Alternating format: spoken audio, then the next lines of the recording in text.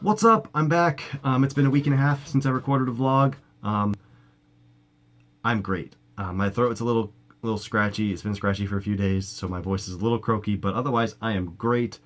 I was really burnt out last week. I was really tired, but I went on a retreat last weekend. And that's what I'm going to talk to you about. And I'm fully recharged and I'm ready to go. So my retreat was called Walk to Emmaus, and it's a ministry retreat that lasts 3 full days. It's from Thursday night to Thursday evening to Sunday evening, and the whole purpose of a Walk to Emmaus is to train and equip people who follow Jesus to lead, to serve and to lead in ministry, whether or not they are actually official, ordained, titled pastors.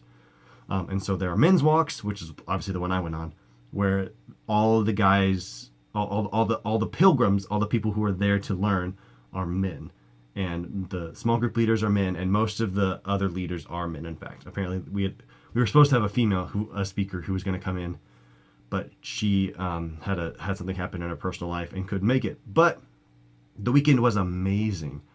It was everything that I needed. I was cut off from my phone and from my watch. I was stuck in a room with 50 other people who follow Jesus and just want to learn about him and serve him more fully. So I didn't have anything to distract me, didn't have anything to pull my attention away or stress me out. I was just 100% focused on Jesus and learning what he had for me that weekend. And for just receiving and learning and growing and building relationships. And it was great. And so the entire focus, I can't give you too many details because it's important that it stays fairly confidential so that people who go can experience it with fresh eyes. Like, most of the things that happened that were mind blowing and amazing would have been less impactful if I had known that they were coming. Part of the draw, part of the effect is that you don't know you don't know what's coming next. You don't know anything really. You know that there are talkers, you know that you're stuck without your phone, and that's it. But that was enough. That got me there. I was excited. But really the focus is living a life of grace. And there were a bunch of talks, a bunch of clergy from here in town, a bunch of volunteers in the church who have all of whom have been on walks in the past, showed up to teach us various aspects of a life of grace. And it was great. And one of the greatest things that happened, I wish I had one nearby. Actually, I do. Was these. So there was also a big focus on agape, which is unconditional love. It's the Greek word used often throughout the New Testament, referring to God's love. And it's unconditional. There's nothing you do to earn it or deserve it or merit it. It's just given to you because of it's just directed towards you because of your value, because you exist. And so every pilgrim, who are the people who, I don't know if I mentioned this before, the pilgrims who are the people who are there to learn and be grown for the first time. Because you can only go as a pilgrim once. Every other time you have to go as a leader.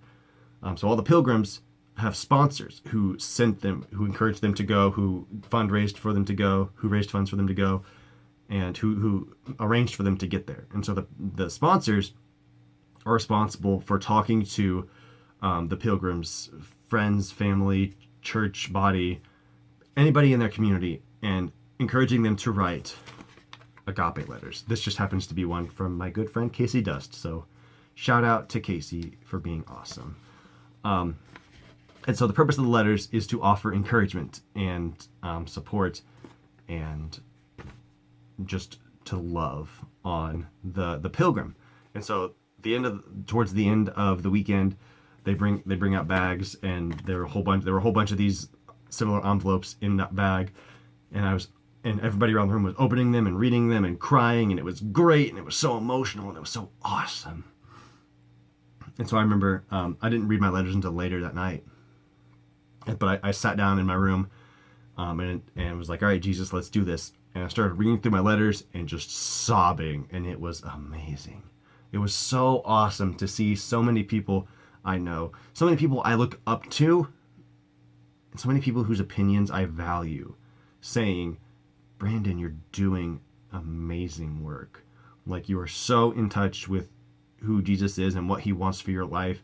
You're so focused on him and doing what he wants. It's incredible. I'm so blessed to know you. And I was just sobbing, just a hot mess. And it was amazing. It was, did I mention that it was amazing? Because it was absolutely amazing.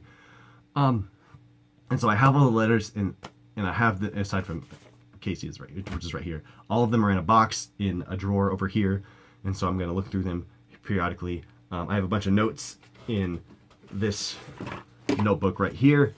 I've been so crazy busy. I haven't had time to reflect on these, but I'm excited to dive into these notes and reflect and grow. And I'm excited for another thing, which is my small group that I joined and was a part of at the walk is going to continue meeting every single week for accountability and encouragement and more agape. And I'm super excited for that. I'm super excited for the potential of leading, or well, helping to lead an Emmaus walk in the future. And they do junior, middle, and high school stuff called Chrysalis, and I'm excited to get involved with that. Like, Emmaus has just been like this huge spiritual experience for me, and I love it. I loved it. I'm excited to see where I go from here. So if you want to experience this for yourself, I encourage you to look up the Upper Room Walk to Emmaus. I can shoot me a message and I'll send you the website. But see what the nearest walk to you is, and get in touch with them and find a sponsor and go. It will be worth your while. It was worth mine. I'll see you guys next week. Peace out.